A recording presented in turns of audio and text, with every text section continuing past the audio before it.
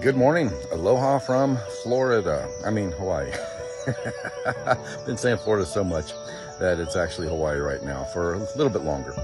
Just a short and sweet video to promote this.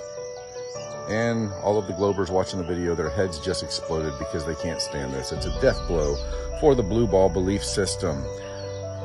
If you have not heard of this, I highly recommend it. 16 emergency landings proving flat Earth by Eddie Allen Carr. If you'd like to watch videos on this subject, check out Flat Earth Banjo on YouTube. Aviation only works on a flat and stationary Earth. Flat Earth is the default position for all technology. So check it out. Flat Earth is on the rise. People are discovering the truth of creation. Something fun to do is look at all the flight paths, not just the 16 emergency landings, but all of the flight paths, and compare them to all of the undersea cables on a flat Earth map. Look at all the undersea cables on a flat Earth map, look at all of the flight paths on a flat Earth map, and realize they make absolutely perfect sense. Put them on a globe. They don't make any sense at all. Because the globe is insanity. The globe is a delusion. The globe is a scientific absurdity. The Earth is flat, and that is an absolute scientific fact. Whether you want to believe it or not, whether you like it or not, it doesn't matter. The truth doesn't care about your feelings or my feelings. The truth is the truth. The truth makes you strong. Lies make you weak. Flat Earth is the truth. The globe is the lie. So once again, I highly recommend 16 emergency landings proving flat Earth by Eddie Allen Carr. So, aloha from Hawaii. I'll see you again soon. Peace. Airplanes prove that you're not flying around a curve. So we could look at the pitch data, we could look at the attitude indicator that's attached to the gyroscope that maintains its rigidity in space. Planes typically fly at a positive pitch of about 3 degrees. So when you're sitting in the cockpit and the plane is slightly positively pitched up, we could still look out of the cockpit and see the horizon rising to eye level. So if we lived on the globe with the radius of 3959, the Earth should be curving down and away, but instead it ramps up to our eye level. So the attitude indicator that's attached to the gyroscope that maintains its rigidity in space proves the plane isn't flying around a curvature, because if it was, you would see the orientation change on the attitude indicator, and it doesn't.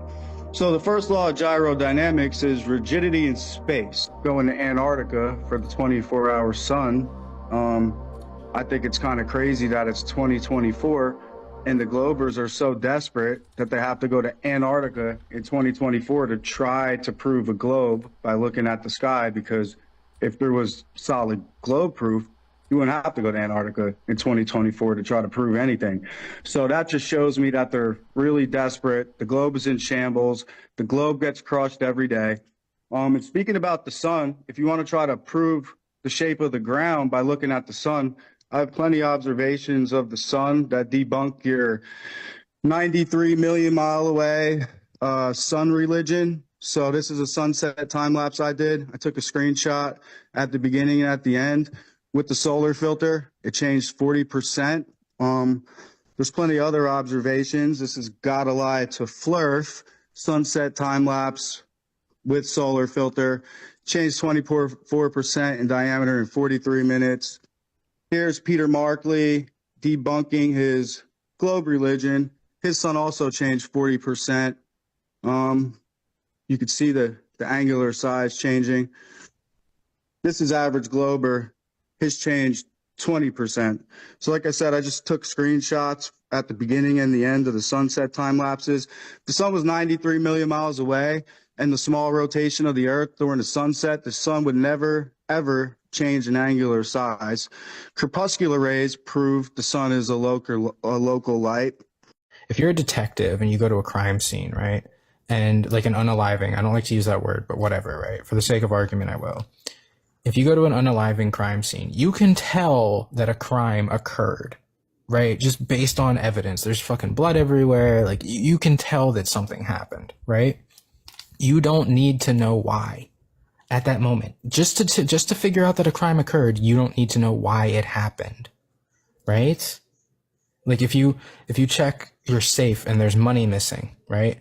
You can tell that somebody stole your money. You don't need to know who it was or know why that they did it. You can tell that there's money missing, and this is what I'm saying. If you just focus on the evidence, you can tell that we've been lied to. We don't need to know why. We don't need to know who did it. That would be the next logical thing to do, would be to try to figure out why and try to figure out who did it. But just to figure out that a crime has occurred, you don't need to know why. The falsification is independent of replacement. We all know this. Like, it's very easy to figure out that you've been lied to. The rest of it becomes very speculatory, and that's where it gets unfortunate, because it gets into like theory and hypothesis as opposed to like concrete evidence. But if you only focus on the concrete evidence and just worry about, can you prove that the earth is a sphere? Can you prove that it's flat? Just focus on the evidence supporting both claims, or lack thereof evidence, and make a logical decision based off of that. I need you guys to understand something. If space travel was real, they wouldn't let us know about it. They wouldn't let us see it. We wouldn't be so informed. Think about it. They don't let us see what's going on in Area 51. They don't let us know what's going on inside the Pentagon. We don't even know what's going on underneath the 16th Chapel. We don't know what really goes on inside the White House. So why is there all these secrets? But when it comes to space, we're just allowed to know everything? And they show us everything there is and tell us the complete truth? I don't know about that. I think the fact that they show us is evidence enough to let us know that they're lying. And the reason they tell us is because they know we're gonna see the rockets, if they really are rockets or balloons or whatever they are. These are our masters, the ones that taught us everything we know about everything we think we know. If it was real, they wouldn't tell us. Can you tell me why the moon has never been spotted during any of the solar eclipses ever recorded? You can't ever see the moon in the sky during the eclipses. So does that mean that the moon is causing solar eclipses? Because according to the mainstream model, the moon is orbiting around Earth, and then it happens to sit in between the sun's rays and Earth, casting a shadow and causing a solar eclipse. But this doesn't make a whole lot of sense to me if we can never even see the moon entering the sun's path during a solar eclipse. You never see the moon moving in front of the sun or moving away from the sun. And the reason for this, according to the mainstream model, is that the moon is reflecting the sun's light. So because it's reflecting the sun's light, we can't see it when it's sitting right in front of the sun. Come on, look, I'm not telling you that I know what causes eclipses, but the mainstream model is a clear and deliberate lie to hide us from the truth. Google the Prague astronomical clock and study its movements. Study the motions, what the clock is representing. Notice how it's showing a small local sun and a small local moon. And the moon does seem to eclipse the sun. But it's odd. The sun and the moon are smaller and moving on a flat plane. Wow. All right, man, y'all ready to zoom in 93 million miles away? Here we go. All right, let's zoom back out real quick first. All right, y'all ready? Here we go. Watch this right here. This is crazy, man. Look. Whoop. Let me slow down a little bit. That joker's zooming in fast today, son. There we go, right there. Check that out. Let me zoom on in that sunspot. It'll look a lot better. I'll post the actual raw footage, but look how this thing, whoop, whoop, whoop. Watch it though. Look, out of sight. Then we're gonna zoom all the way back in. Look at there, dude. Check it out, man. Looking very orange today. Usually it looks more like white, like a light bulb. Which, I mean, that could be because I'm on the beach and everything too, you know what I mean? But normally I don't see this. It doesn't look orange. It always looks like a white light bulb, but pretty cool, man. What's going on, everybody? So today's question is going to be a little bit different. not the political mumbo jumbo that I normally talk about, but have you ever noticed that whenever you see a spaceship or anything that goes up into space, a missile, rockets, whatever, you never see it, it's always in near Earth orbit. Why doesn't it ever go beyond that? Why can't we video beyond near Earth orbit going into space if it's so vast? And I guess there are these videos of them going out in space, still right in near Earth orbit. You never see the cameras, you never see the space, the craft go out into outer space. So I guess also too, my question for the day is, do we live on a round planet, or do we live on a flat planet that's contained and has a firmament and all this other stuff that I've been hearing? So there's an argument going around, flat, round, flat, round. I mean, I don't really know. I've never been up into outer space to verify, but there are some pretty good arguments going both ways. So if you have any comments or you want to add to anything to it, let me know. Yeah, we never go out in near Earth orbit, so I don't know how we even got to the moon, but supposedly we did. But like I said, flat, round. What is the Earth? So I just had a random thought, and I'm hoping that maybe somebody can help me out.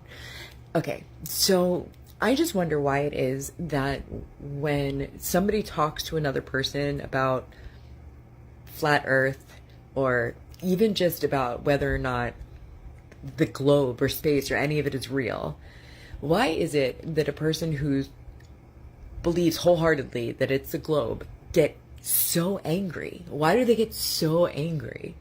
Like, you rarely, I don't know, if ever, hear a person who believes that it's flat, or at least is not what they tell us, getting angry.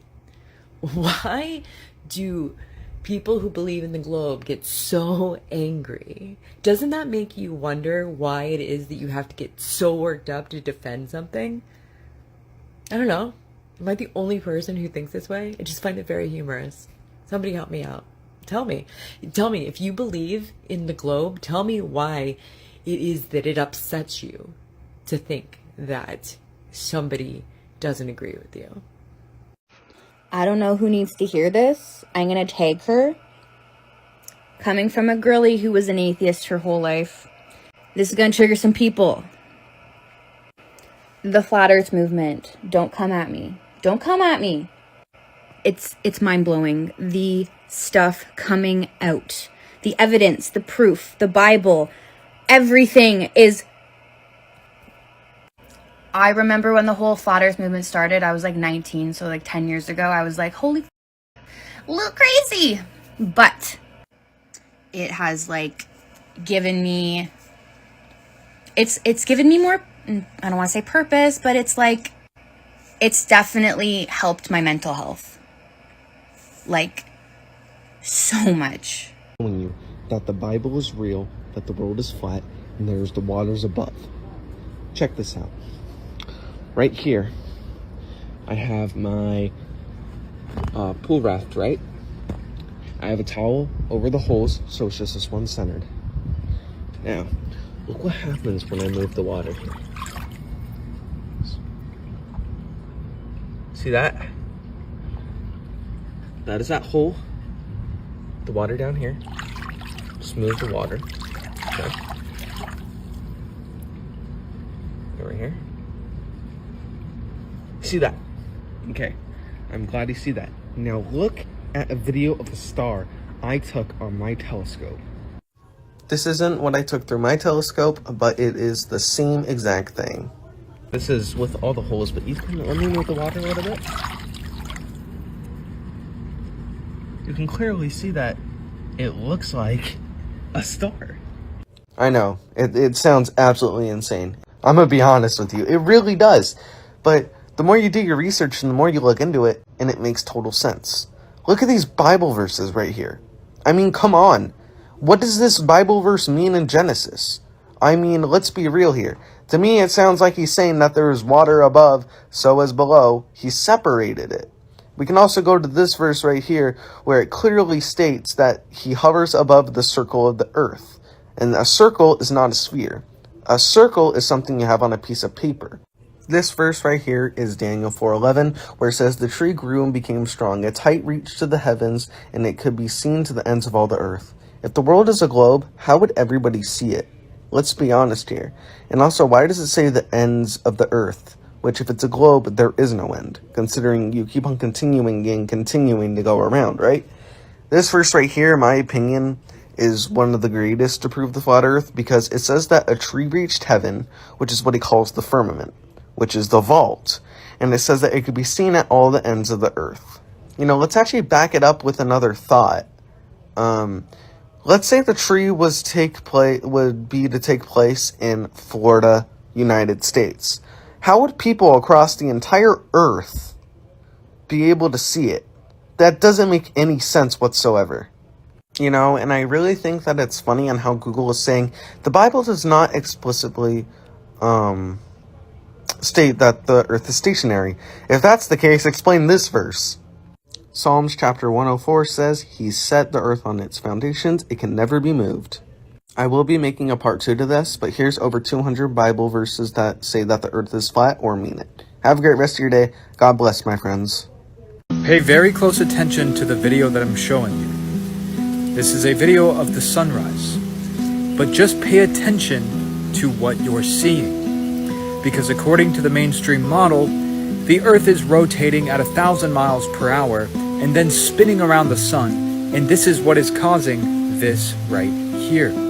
The sun literally walking and clearly moving overhead independently from all of the wind currents and from everything going on in the atmosphere. Now, how is this possible on a globe model? It's not. And what is actually happening is something called parallel perspective, where you have an artificial horizon line created by your eyes, and everything converges into one focal point on that horizon line, and then beyond it you cannot see. So when the sun is setting, it actually sets beyond the vanishing point, and then when it is rising, you can see it moving closer to you, and it looks like it's rising in the sky, but it's just getting closer. It's not getting higher or lower. And also pay attention to star trails. Pay attention to the movement of the stars at night. You can quite literally go out there and sit there for 8 hours and watch the stars rotate overhead.